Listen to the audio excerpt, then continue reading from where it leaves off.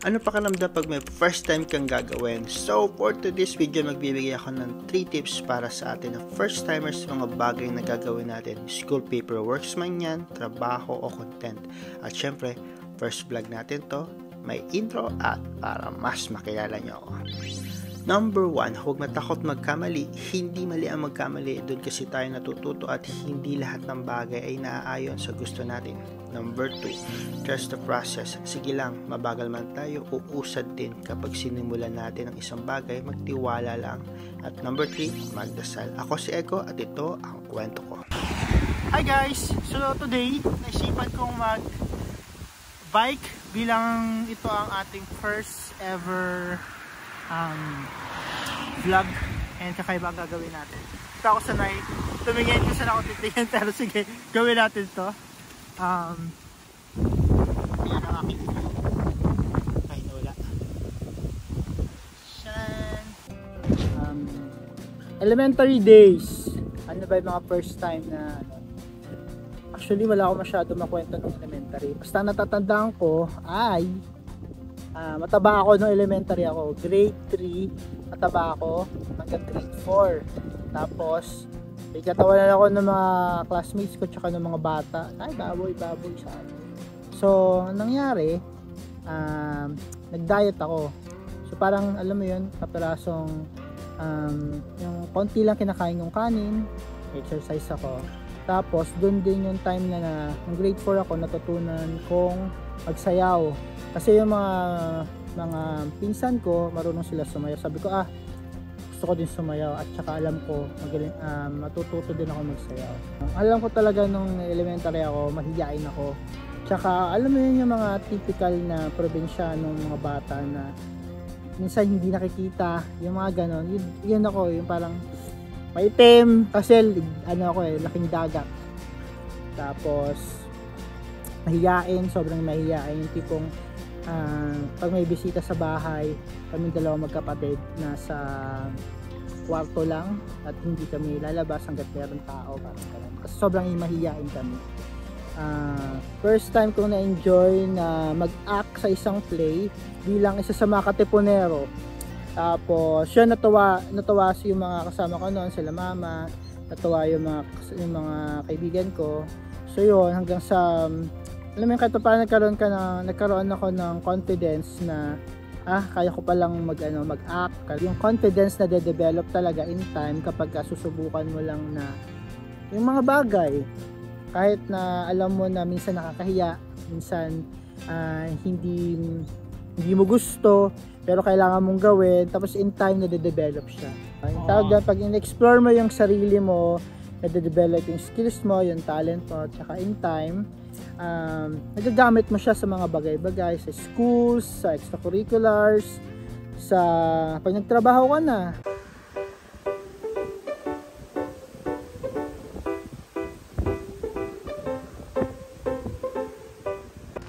Para sa akin, ang high school ang isa sa pinaka masarap na ma-experience ng isang tao.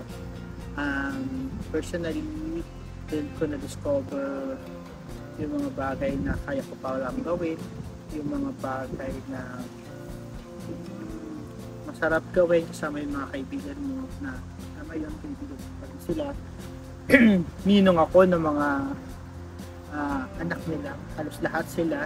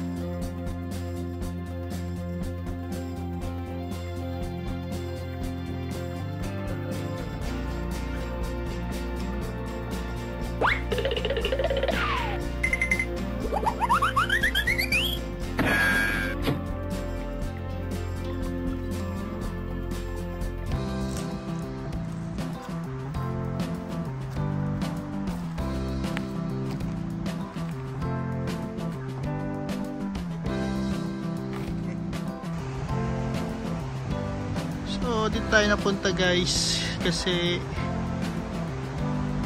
bilang wala tayong mapwestuhan.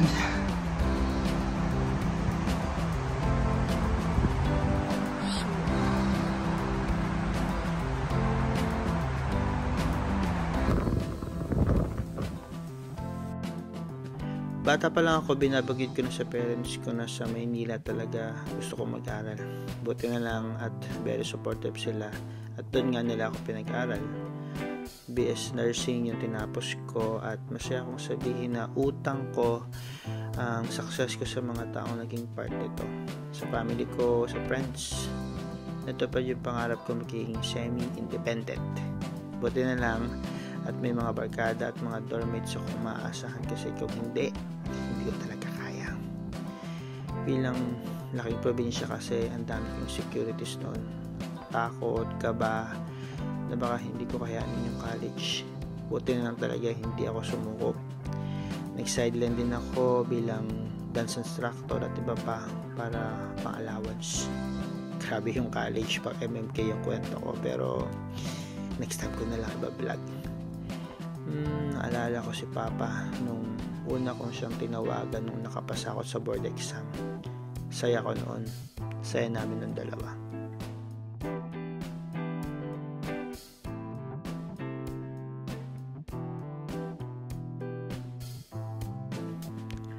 First job ko sa Olongapo City. Sobrang special yung nursing experience ko doon kasi bukod sa sinubok yung nursing skills ko, doon ko din natutunan kung paano makisama sa mga katrabaho. Kaya hanggang ngayon, friends ko pa din sila. Masaya at challenging din noon kasi solo ko nakatira sa apartment at sarili ko lang yung asahan ko.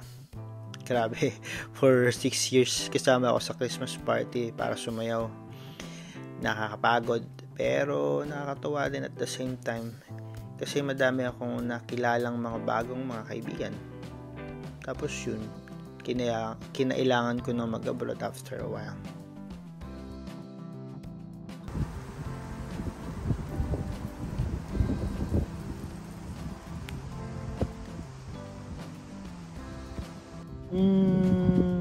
First time ko mag-abroad 2012. First time ko mag-abroad sa UAE. Mixed emotion, mixed feelings yung naranasan ko sa UAE. Pero I'm glad pa din na naranasan ko yung buhay nung nasa UAE ako.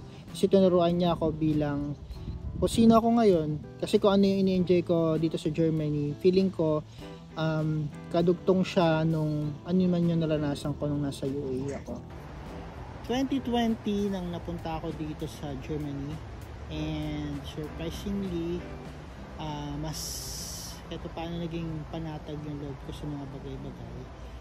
Kahit mahirap ang language, mahirap ang trabaho, mas madali siya para sa akin. Pero ang mahirap dun kasi is kung paano ka mag-communicate sa mga kasama mo. Siyempre yung culture shock, hindi may iwasan yun. Pero kahit paano mas kilala ko yung sarili ko dito, mas kilala ko yung mas na-enjoy ko yung mga bagay-bagay, mas may plano ako sa buhay at mas may direction. Tapos yun, ang daming blessings lang nung pagpunta ko dito kahit paano. Tapos sa family, then mas naging close kami kahit malayo ako sa kanila. Ito paano mas naging open yung bagay-bagay, communication, open yung mas na-express namin yung sarili namin. Siguro dahil it comes with time na din at saka yung mga pinagdaanan namin sa buhay. Basta naman, lahat kami natututo.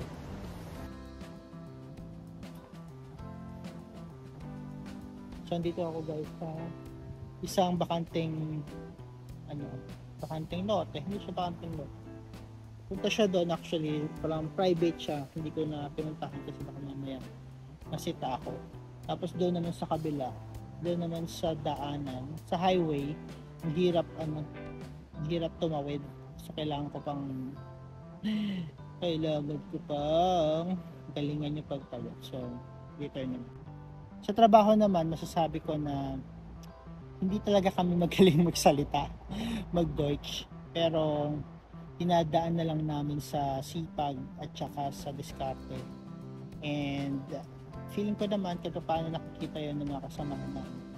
At yun ang maganda kasi na-appreciate nila kung paano. Ngayon kung hindi nila appreciate, okay lang naman. Dito sa Germany, para sa akin, dahil sobrang layo namin sa city, kailangan mo talaga mag-effort para makita mo yung mga ibang friends mo, which is ang hirap din para sa amin kasi alam mo yun, pagod ka na sa trabaho, kailangan mong magluto, kailangan mong tumawag sa Pilipinas. So yung time na yun i-expend mo sa ibang mga bagay, o kaya mo kikitain mo yung mga friends mo, minsan di mo na nagagawa kasi nga kailangan mo unahin yung mga priorities mo. Pero syempre bilang gala ako, magawa natin ng paraan. Thank you guys for watching. That's it for today. Ilan lang yan sa mga kwento ko. Marami pa tayong pag-uusapan at sabay-sabay nating haharapin kung ano man yung mga hamon na darating. Wow, serious. Kung gusto mo pa na magala dito sa Germany at Europe, makapagkwentuhan sa akin at malaman ng buhay nurse dito sa probinsya ng Germany, yes, please don't forget to subscribe and hit the bell button para ma-notify ka sa mga bago nating labas. Grabe, ang hirap pala maging content creator. Tulad ng lagi kong sinasabi, hamunin man tayo ng panahon, maraming dahilan para bumangon. Ako si Echo, and remember, stay cute. See you on my next video.